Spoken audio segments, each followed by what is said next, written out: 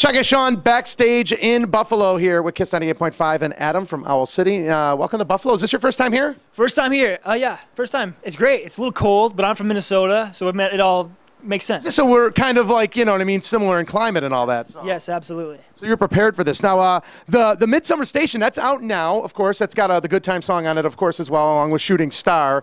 And, I want to talk about the writing process, because you write pretty much all your own material, right? That's right, yeah. This last record, I was lucky to work with some outside people. I hadn't before. I did everything on my own in my parents' basement, you know, starting off. Finally got into the studio with some other people, and this new record came out. Really proud of it. Yeah. Everyone's different when it comes to like the songwriting process. Like, I mean, I've talked to some musicians where they have to like literally sit in a dark room with candles, be by themselves. And then I've talked to others that could do it in the car on the way to the studio. Do you have any sort of like process or ritual or anything like that when it comes to writing your own songs? I don't try to force stuff. I just sit down and I think I know when something's good when the song just starts to like write itself, when the track starts to produce itself. I don't really have to work at it. It just happens, and things just happen in Logic or Pro Tools, and suddenly the song's done, and I'm like, just, you know, put it out. So sometimes you like write it even on the fly then maybe? Yeah. I'll be in the airport, you know, in the back of the bus with my headphones on my laptop, you know. I can kind of be anywhere. Yeah. Nice. Well, I loved how you are on the Wreck-It Ralph soundtrack, by the way.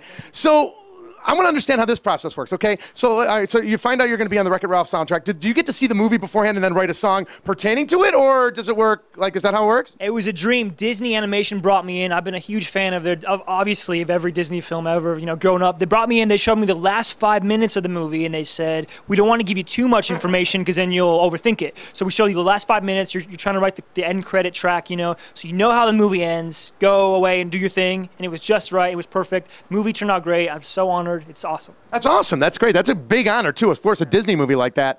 Do you ever get to check out, like, some of the cover versions people do of your songs on YouTube? Have you ever seen some of those? I search around for that stuff. It's so cool for me to see, you know, like, someone taking my song and putting a new spin on it. That's what music is all about, you know, recycling and putting new twists on stuff. I love it. That's cool. Now, with it being the holiday season and all, I understand you've been doing a lot of shows and a lot of stuff for the Salvation Army. Is that right? Yeah, that's correct. Yeah, great cause, great organization to support. What they do is super admirable, and yeah, I just love working with those guys.